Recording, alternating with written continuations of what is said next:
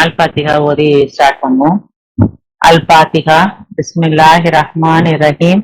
அல்ஹம்துலில்லாஹி ரப்பில் ஆலமீன் அர் ரஹ்மான் ரஹீம் மாலிகி யௌமிddin இய்யாக நஅபுது வ இய்யாக நஸ்தஈன் இஹ்தினஸ் ஸிராத்தல் முஸ்தகீம் ஸிராத்தல் லதீன அன்அம்த அலைஹிம் கைரில் மக்தூபி அலைஹிம் வலத்தாலீன். மாஷா அல்லாஹ், லா குவத்த இல்லா பில்லாஹ். அல்ஹம்துலில்லாஹ். அல்லாவுடைய அல்லால இன்னைக்கு நம்ம இந்த வகுப்புல கலந்துட்டு இருக்கோம். அதுக்கு நம்ம இந்த வாய்ப்பை கொடுத்த அல்லாவுக்கு நன்றி சொல்லிக்கிறோம். அல்ஹம்துலில்லாஹ். அல்லாஹ் இன்னைக்கு காலையில நம்மளை எழுப்பி விட்டு இந்த நாளை ஒரு வாய்ப்பா நம்மளுக்கு வழங்கியதற்கு அல்லாவுக்கு நம்ம நன்றி சொல்வோம். இன்னைக்குள்ள எல்லா வேலைகளையும் நம்மளே செய்ய வச்சதுக்காகவும் நம்ம அல்லாவுக்கு நன்றி சொல்லுவோம். நம்மளுக்கு கொடுத்து, உடை கொடுத்து, இருக்கிறதுக்கு இடத்த கொடுத்து, இந்த மாதிரி ஏராளமான விஷயங்களை அல்லாஹ் நம்மளுக்கு அளித்ததற்காக அது சொல்லிக்கிட்டே போலாம். அவ்வளோ விஷயங்களை அல்லாஹ் நம்ம மேல அருள் புரிஞ்சதுக்கும் நம்ம அல்லாவுக்கு நன்றி சொல்லுவோம். இன்றைய கடமைகளை நம்மள திருப்திகரமா நல்ல முறையில செய்து முடிக்க வச்சதுக்காகவும் அல்லாவுக்கு நம்ம நன்றி சொல்லுவோம். இதுல ஏதாவது நம்ம செய்யாம இருந்தாலோ தவறு பண்ணியிருந்தாலோ அல்லாஹ் கிட்ட நம்ம தொடர்ந்து காலதாமதம் ஆயிடாம உணர்ந்து மன்னிப்பு கேட்கக்கூடிய ஒரு நிலையும் அல்லாஹ் நம்மளுக்கு தரணும் அப்படின்னு சொல்லி நம்ம அல்லாஹ் கிட்ட பிரார்த்தனை பண்ணி இன்ஷா அல்லாஹ் ஆரம்பிப்போம். இந்த வகுப்பு இப்ப 3 பேரு பேசுறாங்க. 8 நிமிஷம் அந்த ஒரு டைம் பிக்ஸ் பண்ணிருக்கேன். உங்களுக்கு யாருக்காவது இதுல கலந்துக்கணும், நானும் பேசுறேன், அதாவது 8 நிமிஷம் தான் பேசணும்லாம் ஒண்ணும் கட்டாயம்லாம் இல்ல. ஒரு வசனமாவது நீங்க எடுத்து உங்களுக்கு புரிஞ்சதை நீங்க கண்டிப்பா சொல்லணும். எல்லாருடைய வியூவும் வரும்போதுதான் நம்மளுக்கு புதிய கோணங்கள், குரான் அவ்வளோ விஷயங்களை உள்ளடக்கியதா இருக்கு. இப்போ நம்ம நிறைய விஷயங்களை தெரிஞ்சுக்கிறதுக்கும் கத்துக்கிறதுக்கும் நம்மளை திருத்திக்கிறதுக்கும் அது ஒரு வாய்ப்பா இருக்கும். அதனால தயக்கம் இல்லாம இன்ஷா அல்லாஹ் எல்லாரும் பேசுறதுக்கு முன்வாங்க. இன்னைக்கு 3 பேரு பேச போறாங்க. மீரா, நஃபீசா, குர்ஷித்.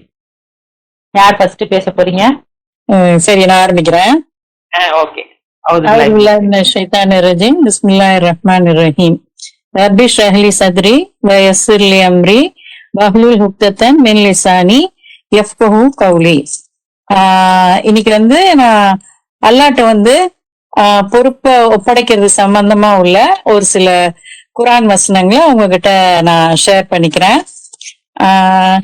அல்லாஹ்ட்ட பொறுப்பை ஒப்படைக்கிறது அப்படின்னா நம்ம ஒண்ணுமே செய்யாம கையை கட்டிட்டு சும்மா உட்காந்துட்டு அல்லாஹ் பார்த்துப்பாங்க அப்படின்ட்டு இருக்கக்கூடாது. நம்ம ஒரு காரியத்துல இறங்குறதுக்கு முன்னாடி அல்லாஹ் கிட்ட துவா பண்ணி இதை எனக்கு நல்லபடியா முடிச்சு கொடுங்கன்ட்டு ஃபர்ஸ்ட் அல்லாஹ் கிட்ட கேட்டுட்டு அப்புறம் நம்ம செய்ய வேண்டிய முயற்சியை செஞ்சுட்டு அதுக்கு பிறகு முடிவையும் நம்மளே எடுக்கக்கூடாது.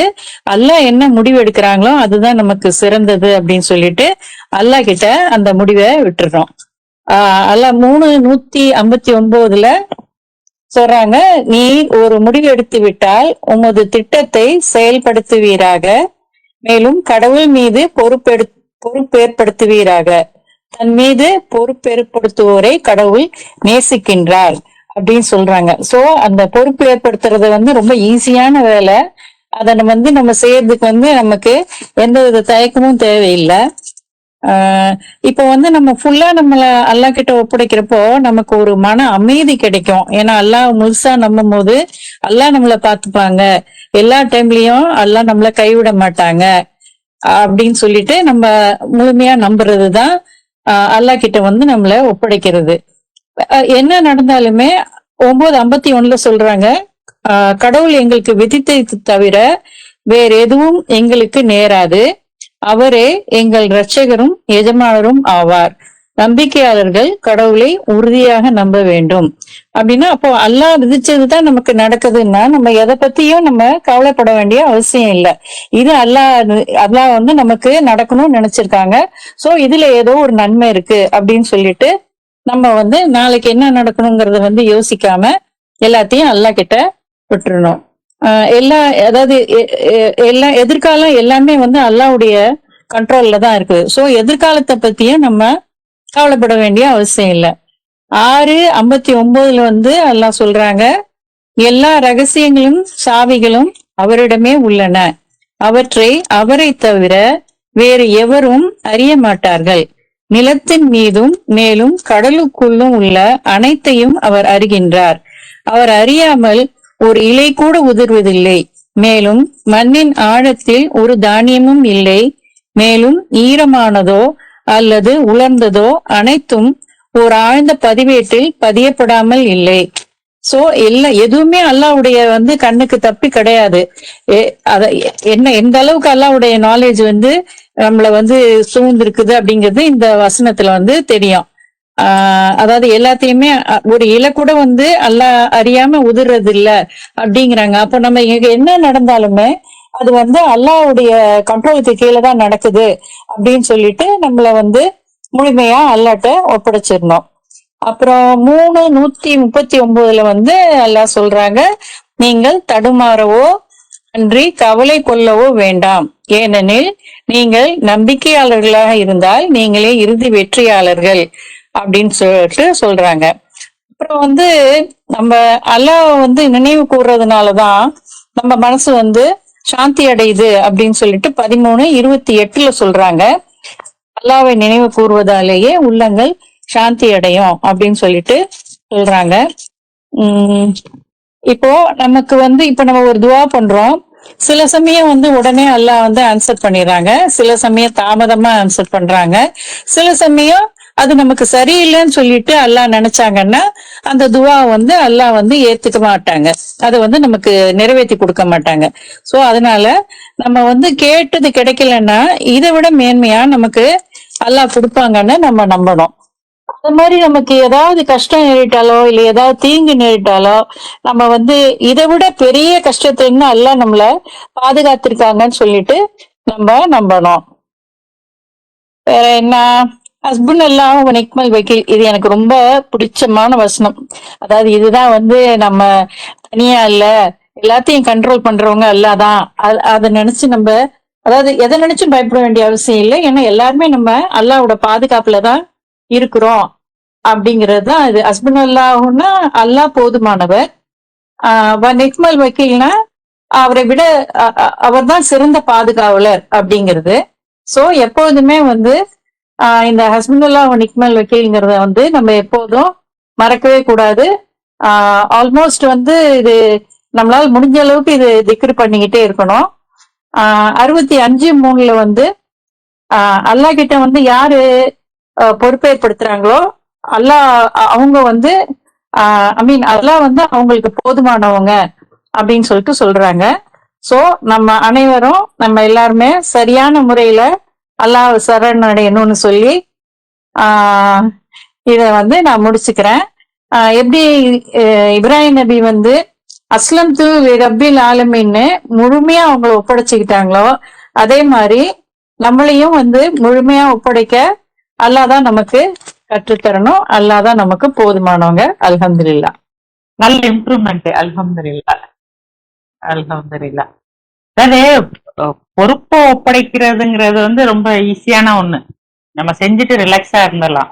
ஆனா நம்மளுடைய அகந்தை நான் அதை செய்யறேன், நான் அதை செய்வேன் அப்படின்னு நம்மள அந்த பொறுப்பை ஒப்படைக்க விடாம நம்மளுடைய அகந்தை தடுத்துக்கிட்டே இருக்கு. அதை நம்ம ஓவர் கம் பண்ணி ஒப்படைச்சிட்டோம் அப்படின்னா நம்மளுக்கு எந்த சுமையோ கவலையோ தடுமாற்றமோ நீங்க சொன்ன மாதிரி எந்த இதுவுமே இல்ல. நம்பிக்கையாளர்கள் தான் இறுதி வெற்றியாளர்கள் அப்படின்னு நல்லா சொல்றாங்க. நம்ம நினைச்சு நான் செய்யறேன்னா கூட அந்த காரியங்கள் ரொம்ப சொதப்பும், தப்பு தப்பா கண்டிப்பா நடக்கும். ஆனா கடவுள் விதித்ததை தவிர நம்மளுக்கு எதுவுமே நடக்காதுன்னு நினைச்சோம் அப்படின்னா அது ரொம்ப மேன்மையா, ரொம்ப திருப்திகரமா, ரொம்ப சிறப்பா அல்லாஹ் ஆக்கி தருவார். நம்மள அல்லாஹ் வெற்றியாளர் ஆக்குவார். அல்லாஹ் நமக்கு போதுமானவர் அப்படின்னு இருந்தோம்னா அப்படிங்கறத ரொம்ப சிறப்பா எடுத்து சொன்னீங்க இல்லையா, மனசுல பதிகிற மாதிரி. அல்ஹம்துலில்லாஹ். முழுசா ஒப்படைப்போம் அல்லாட்ட. அடுத்து யாருமா பேசுறீங்க?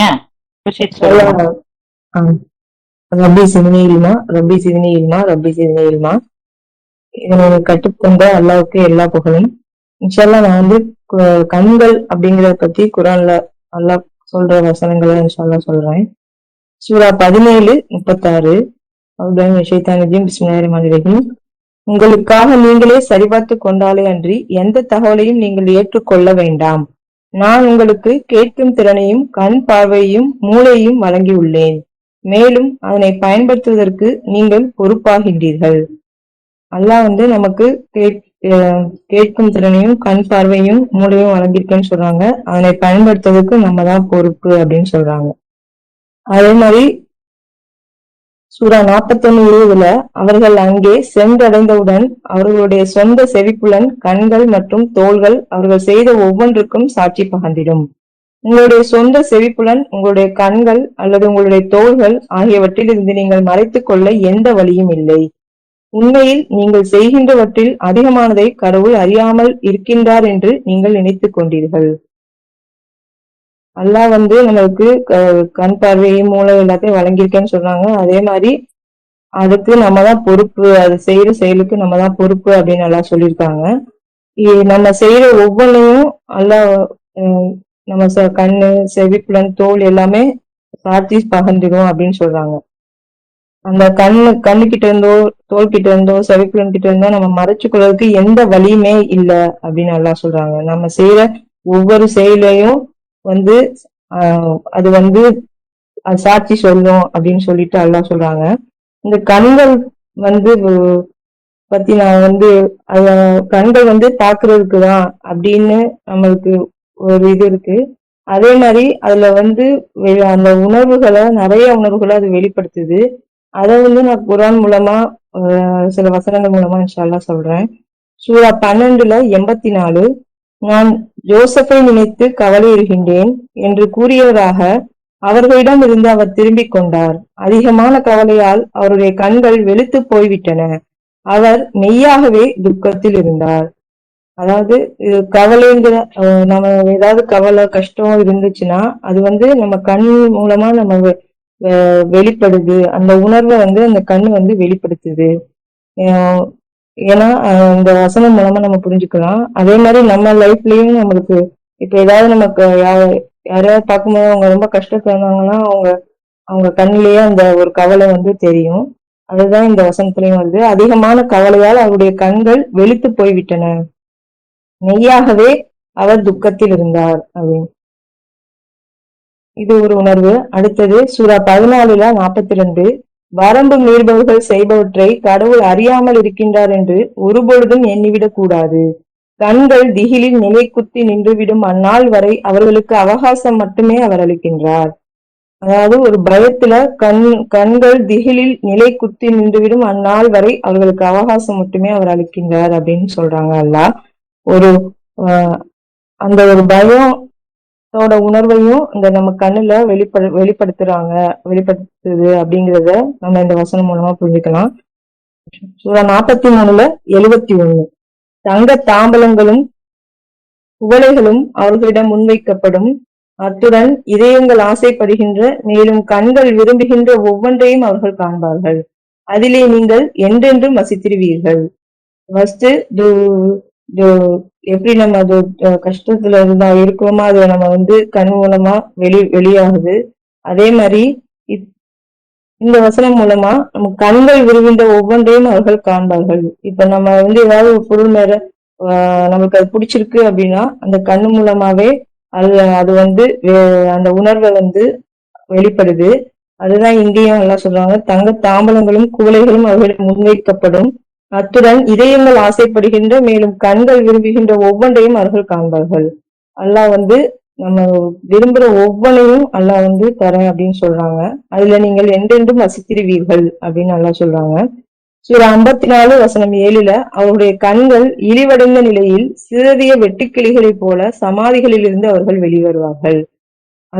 அந்த நாள்ல அவங்க கண்கள் இழிவடைந்த நிலையில அவங்க வந்து சிதறிய வெட்டுக்கிளிகளை போல அவங்க வெளிவருவாங்க அப்படின்னு எல்லாம் சொல்றாங்க.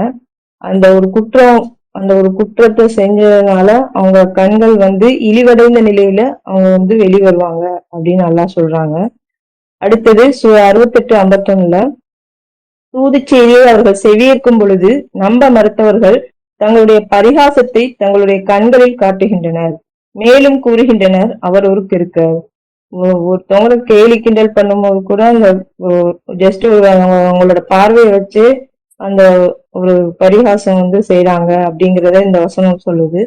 அதாவது நம்ப மறுத்தவர்கள் தங்களுடைய பரிகாசத்தை தங்களுடைய கண்கள்ல காட்டுகின்றன அப்படின்னு வருது. இந்த உலக வாழ்க்கை வந்து நம்ப மற்றவரோட கண்களுக்கு அழகாக்கப்பட்டிருக்கு. அவங்க வந்து நம்பிக்கையாளர்களை பரிகசிக்கிறாங்க. ஆயினும் உயிர்த்தெழுப்பப்படுகின்ற நாளில் நன்னறியாளர்கள் அவர்களை விட மிகவும் மேன்மையாக இருப்பார்கள். தான் நாடுகின்ற எவரையும் கடவுள் எல்லைகளின்றி ஆசீர்வதிக்கின்றார். இந்த உலக வாழ்க்கை வந்து நம்ப மற்றவரோட கண்களுக்கு அழகாக்கப்பட்டிருக்கு. ஆனா அவங்க வந்து நம்பிக்கையாளர்களை பரிகசிக்கிறாங்க. ஆனா உயிர்த்தெழுப்பப்படும் நாள்ல வந்து அவங்க நன்னறியாளர்களை விட மேன்மையாக இருப்பாங்க அப்படின்னு எல்லாம் சொல்றாங்க.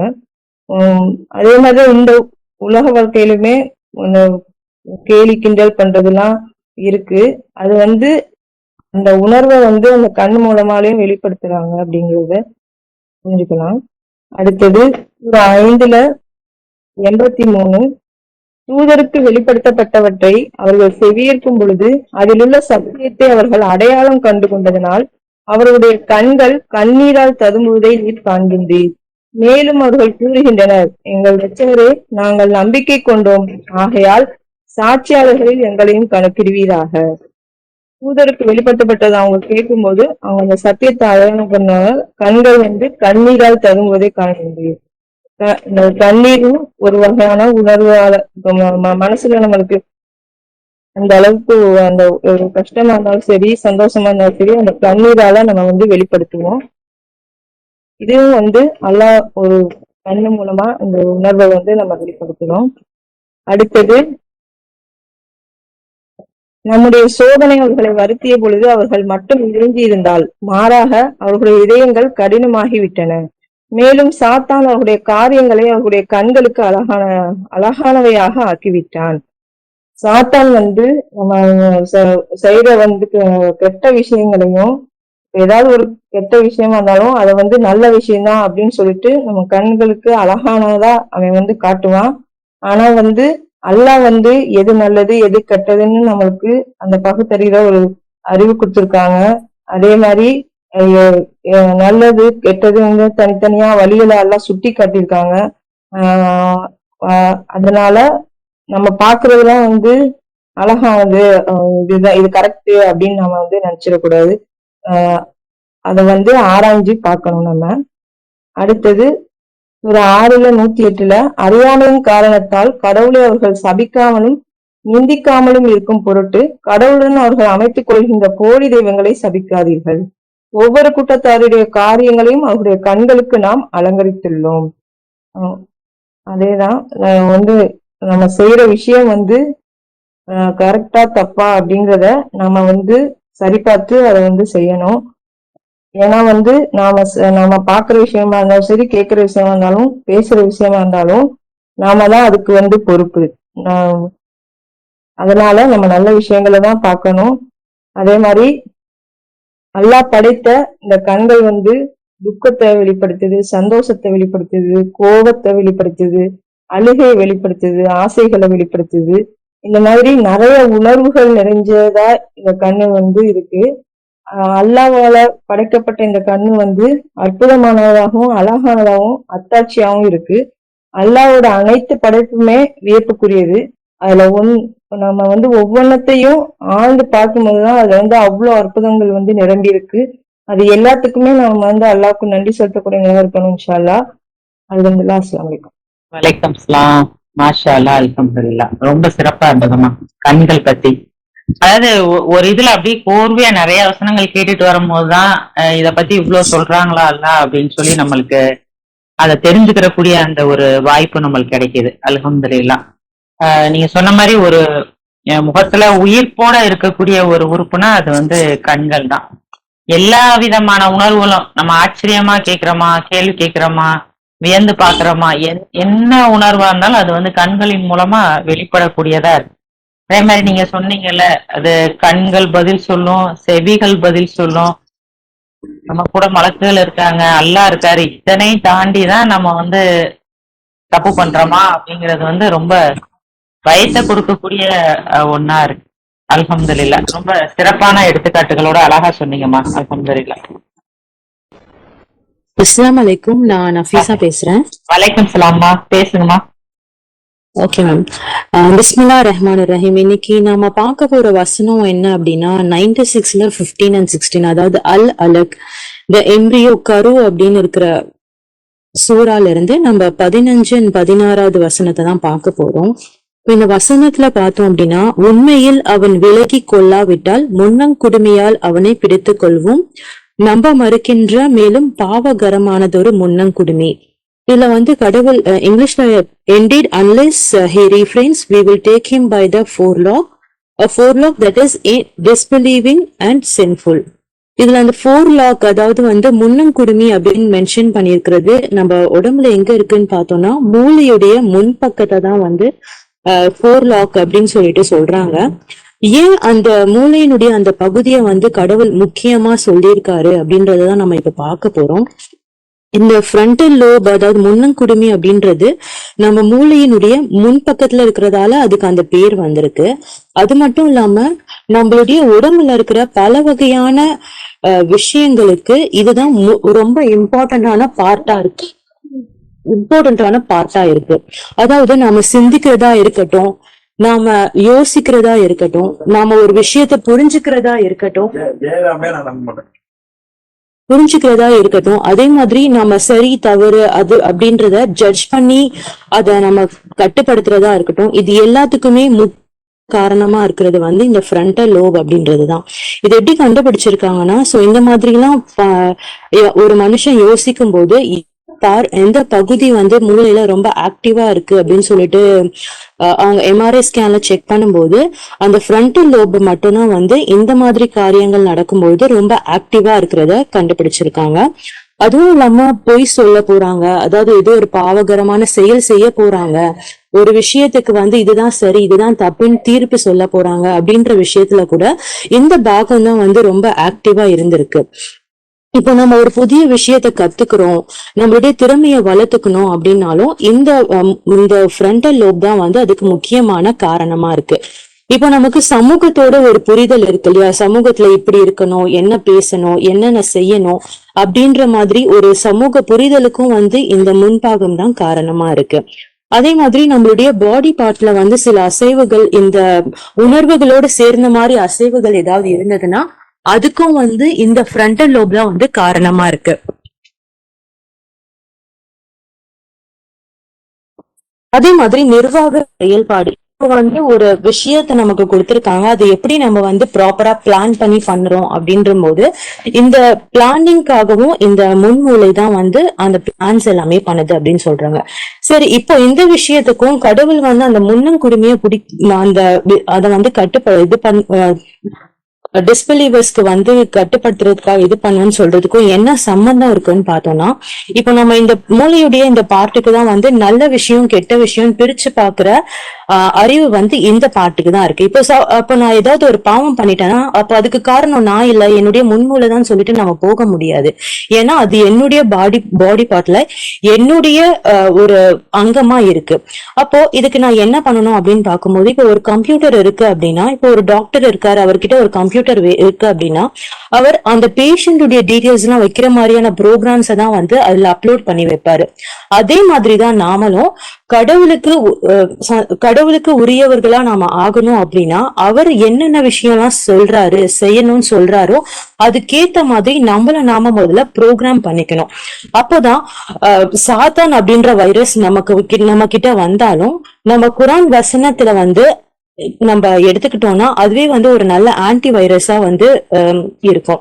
ஏன்னா ஒரு கம்ப்யூட்டர்ல வைரஸ் அட்டாக் ஆயிடுச்சுன்னா எல்லா டேட்டாவும் போயிடும். அதே மாதிரி நமக்குள்ள ஒரு கெட்ட விஷயம் வந்துருச்சுன்னா நம்ம கிட்ட இருக்கிற எல்லா நல்ல விஷயமும் அப்படியே வெளியில போயிடும். சோ அப்போதான் நம்ம பாவம் செய்யக்கூடிய ஒருவராகவும் பொய் சொல்லக்கூடிய ஒருவராகவும் மாறுவோம். ஏன்னா இந்த மூளை தான் நம்மளுடைய ஹோல் பாடிக்கும் பாஸ், முதலாளி அப்படின்னு சொல்றாங்க. அப்ப முதலாளி என்ன சொல்றாங்களோ அதன்படிதான் நம்மளுடைய உடல் நடக்கும். அப்போ நம்ம அந்த ப்ரோக்ராம் பண்றத ஒழுங்கா ப்ரோக்ராம் பண்ணிட்டோம்னா அதுக்கேத்த மாதிரி நம்மளுடைய பாடி ஒர்க் பண்ண ஆரம்பிச்சிடும். இது எப்படி பண்றதுன்னா, இப்போ நம்ம ஒரு நாளைக்கு 5 வேளை தொழுறோம், கரெக்டா தொழுறோமா இல்லையா, நம்ம கிட்ட பணம் வரும்பொழுது கரெக்டா அதை சேரிட்டி கொடுத்துடுறோமா இல்லையா, இத மாதிரி நம்ம செஞ்சுட்டே இருக்கும் பொழுது அந்த மூளைக்கு அது ஃபீட் ஆயிடும். சோ இந்த மாதிரி இருக்கணும், டெய்லி 5 times ப்ரேயர் பண்ணோம். அப்ப நம்ம ஒரு சில சமயத்துல அது ப்ரே பண்ணாம விட்டுட்டோம், ஏதோ ஒரு காரணத்தினால் போகும்போது நம்ம மூளையே நம்மள சொல்ல ஆரம்பிக்கும், இது வந்து நமாஸ்கான டைம், இப்ப நம்ம நமாஸ் படிக்கல, நம்ம நமாஸ் படிக்கணும், ஃபர்ஸ்ட் இம்பார்ட்டன்ஸ் கொடுக்கணும் அப்படின்னு சொல்லிட்டு நம்மள நாமளே அது வந்து என்ன பண்ணோம்னா கண்ட்ரோல் பண்ண ஆரம்பிக்கும். சோ நம்ம கெட்ட விஷயங்களை உள்ள எடுத்துட்டு அதனால நம்மளுடைய உடம்பு கட்டுப்படுறதை விட நல்ல விஷயங்களை நமக்குள்ள நம்ம ஃபீட் பண்ணிட்டு அந்த மூளை வந்து அதுக்கேத்த மாதிரி நம்ம பாடியை வந்து கண்ட்ரோல் பண்ற மாதிரி நம்மள நாம தான் வந்து ப்ரோக்ராம் பண்ணிக்கணும். சோ இப்போ நம்ம வந்து இப்போ ப்ரோக்ராம் பண்ணணும்னா கோட் படும் இல்லையா, அதே மாதிரி நாமளே கோட் பண்ணிக்கிறதுக்காக தான் கடவுள் வந்து குரான் வசனங்களை கொடுத்திருக்காரு. இப்ப வந்து நம்ம அப்பப்ப நம்ம என்ன பண்ணுவோம்னா கம்ப்யூட்டர் சிஸ்டம்ல வந்து புது புது விஷயங்கள் வரும்போது அப்டேட் பண்ணுவோம். அதே மாதிரி நாமளும் என்ன பண்ணணும்னா கடவுள் என்னென்ன சொல்றாரோ அதன்படி நாமளும் நடந்து நம்மள நாமளே அப்கிரேட் பண்ணிக்கிட்டாதான் நாளைக்கு நம்மள வந்து ஹை லெவலான ஹெவனுக்கு நாமளும் வந்து உரியவர்களா ஆக முடியும். அதனுடைய டிசிஷன் அல்லாஜி கிட்ட தான் இருக்கு. பட் இருந்தாலும் நம்ம அதுக்காக கஷ்டப்படுறப்ப நம்ம வந்து நல்ல விஷயங்களை உள்ளுக்குள்ள எடுத்துட்டு வர்றதுக்காக நம்மள நாமளே அப்கிரேட் பண்ணிக்கிறது நல்ல விஷயமா இருக்கும். சோ இதனாலதான் இந்த வசனத்துல வந்து பாவம் செய்வதுடைய முன் நெற்றிய வந்து பிடிப்போம் அப்படின்னு சொல்லிட்டு சொல்றாரு.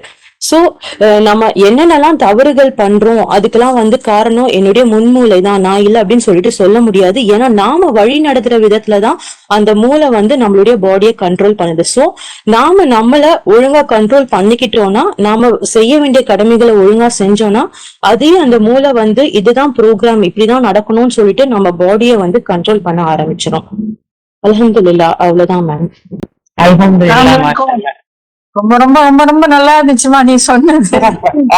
சிறப்பா இருந்துச்சு. உள்ள இதுக்கு தகுந்த மாதிரி நீ கம்ப்யூட்டர் வைரஸ் எல்லாம் அழகா வந்து ஏமா எனக்கு ஒரு டவுட், இந்த முன்னம் குடுமியோட தான் அந்த பீனியல் கிளாண்ட் அப்படின்னு சொல்றாங்களே, அதோடைய பாயிண்ட் எல்லாம் முன்னாடி இருக்கும்னு சொல்றாங்களே, அதோட சேர்த்து வருமா இது, இல்ல இது வேற? இல்ல மேம், பீனியல் கிளாண்ட் வந்து அது பின் பாகத்துல இருக்கு. அது இன்ஷால்லா ஒரு நாள் பாப்போம். இது வந்து முன்னங்குருமின்னு சொல்லிட்டு பர்டிகுலரா மென்ஷன் பண்ணிருக்கிறதுனால சோ அது ரிலேட்டடா தான் நான் இன்னைக்கு மாஷாஅல்லாஹ் அல்ஹம்துலில்லாஹ் நம்ம ஒரு வார்த்தையா அப்படியே அதை வந்து அப்படி ஈஸியா படிச்சுட்டு போயிடும். பட் அதுக்கு பின்னாடி அந்த ஒரு வசனத்தை எல்லாம் ஏன் அந்த மாதிரி சொல்றாங்க, அவனை அப்படி பிடிப்பேன்னு ஏன் சொல்றாங்கன்னா, உனக்குதான் நான் நல்லது கெட்டது ரெண்டையும் சொல்லி கொடுத்தர்ல, நீ ஏன் தப்பு பண்ண அப்படின்னு சொல்லி வந்து பிடிப்பாரு அப்படிங்கிறது வந்து ரொம்ப அழகா எடுத்து சொன்னீங்கம்மா.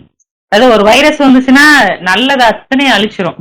அது வந்து ரொம்ப கரெக்டான ஒண்ணு. ஆத்தான உள்ள விட்டோம்னா வந்து அம்புட்டையும் நம்மளுக்கு வந்து கொலாப்ஸ் பண்ணி விட்டுருவோம். அப்ப நம்ம வந்து அடுத்தடுத்து மூளைக்கு வந்து நல்லதை கொடுத்துக்கிட்டே இருக்கணும்.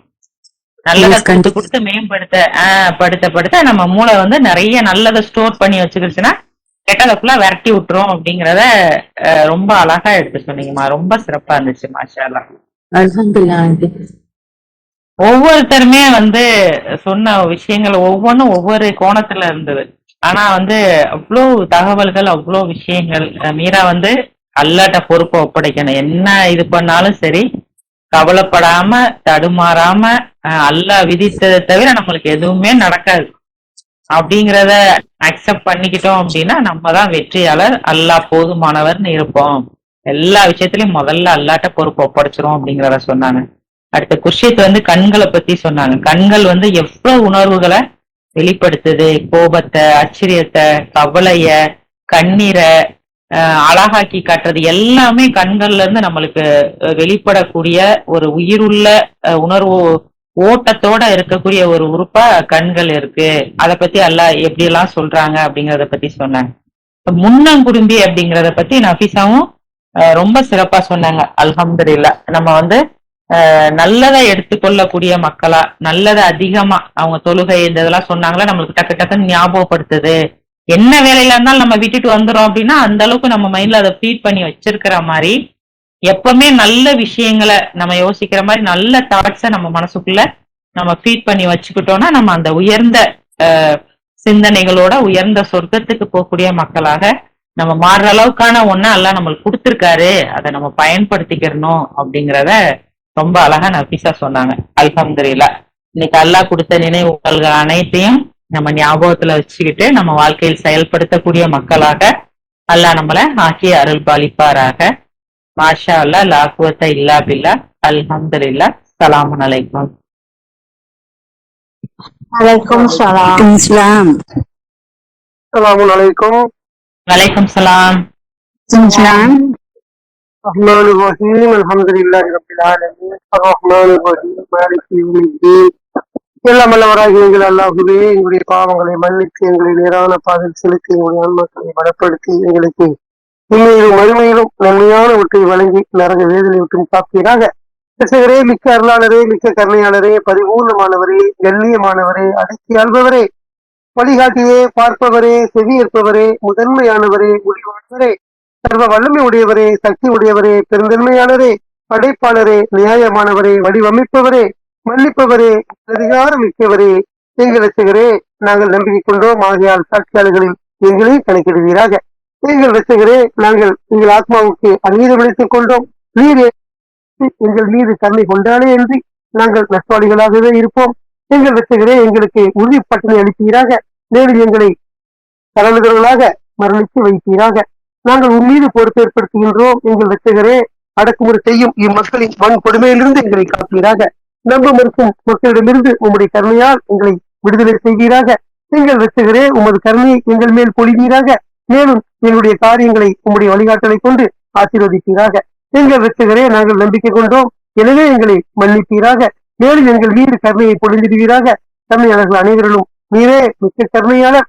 எங்கள் ரசிகரே, நரகத்தின் வேதனிலிருந்து எங்களை காப்பீராக. அதன் தண்டனையோ படு பயங்கரமானதாகும். எங்கள் ரசிகரே, எங்களுடைய வாழ்க்கை துணைகளும் பிள்ளைகளும் எங்களுடைய இன்பத்திற்கானது ஒரு மூலாதாரமாக இருக்க செய்வீராக. மேலும் நன்னெறியாளர்களின் முன்னிலைகளை வைப்பீராக. ரப்பனா இல்லனா ஆமன்னா பக்திர்லனா துனூபனா வகீனா அதாபன்னா. ربنا فاغفر لنا ذنوبنا وكفر لنا سيئاتنا وتوفنا مع الأبرار. ربنا وارحمنا وأنت خير الراحمين. ربنا تقبل منا إنك أنت السميع العليم. الفاتحة. بسم الله الرحمن الرحيم. الحمد لله رب العالمين الرحمن الرحيم مالك يوم الدين. إياك نعبد وإياك نستعين اهدنا الصراط المستقيم صراط الذين أنعمت عليهم غير المغضوب عليهم ولا الضالين. ما شاء الله لا قوة إلا بالله. الحمد لله. السلام عليكم